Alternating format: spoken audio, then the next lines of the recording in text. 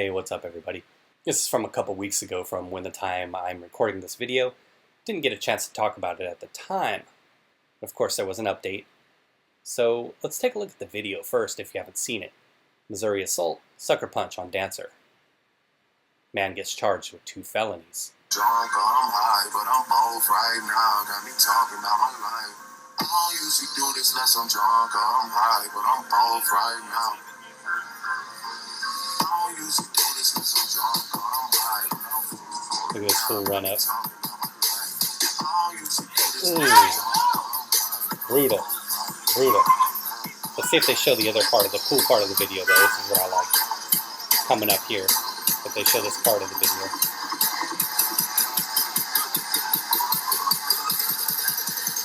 There we go. That's a cool part.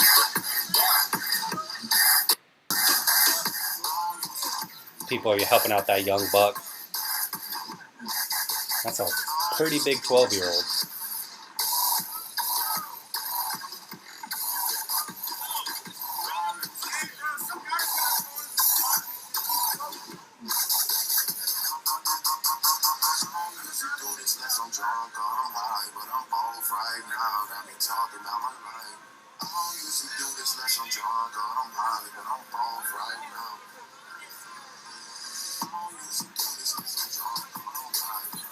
So you get what I was saying, right? The cool part of the video was seeing the community coming together, all helping that young man out, trying to help figure out what the heck happened, right? And that's a nice thing to see. People coming together for a young man who got punched for no reason. So let's read a little bit of the update here, just a short video here. It says, the victim's mom, Stephanie Hagler, tells TMZ she hopes once Moore is arrested, nobody poses bail. In a perfect world, Moore, he's the guy they found ultimately who did the punching, wouldn't get bail. That being said, she says, I appreciate the police department for taking the case so seriously, and I know my son appreciates it too.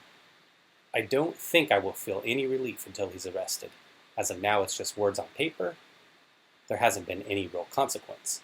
The man who shot the video, Michael Curry, tells us Moore must be arrested because anyone who's willing to hit a kid like that, there's no telling what they're going to do next. The scumbag who sucker punched a 12-year-old boy dancing on a sidewalk has been charged with 2 felonies, but cops are still searching for him. And from what I had heard, via other sources, they actually found him on his Facebook page. Somehow they were able to connect him to a Facebook page. Cedric Charles Moore Jr. has been charged with felony assault in the 2nd degree and felony child endangerment in the 1st degree due to the age of the victim and the violence of the act. According to cops in Cape Girardeau, Missouri.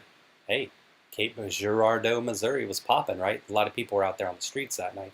Cops say they were able to ID Moore after seeing video footage of the unprovoked attack that went down Friday, a little after 11:30 p.m. Cape Girardeau PD says officers have been to Moore's home and various other locations he is known to frequent, but they're getting no cooperation from his friends and family. We'll say that's from his friends and family.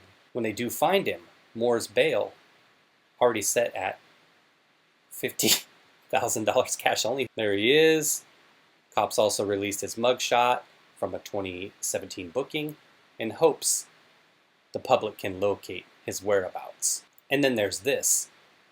The Cape Girardeau Police Department says the public's understandably expressed a desire to see Moore charged with a hate crime, but they say this charge would only apply if the assault was categorized to a lesser degree, which would not be in the best interest of seeking true justice for the victim.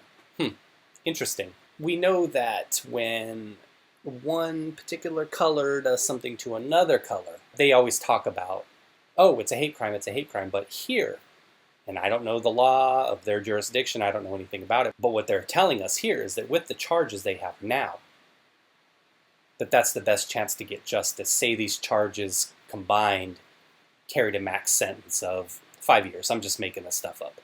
But if they were to charge him with a lesser crime, say that one only carried a year in prison, possibly.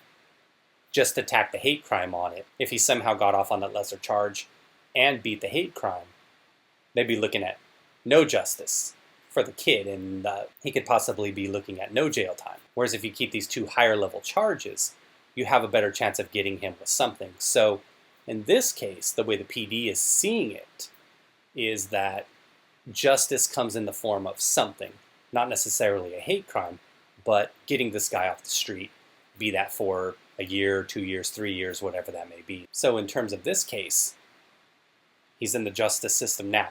They found the guy. We'll see what happens going forward with this, but obviously individuals are outraged. The kid's 12. Like I said, he's a pretty big 12-year-old. He was like the tallest one there.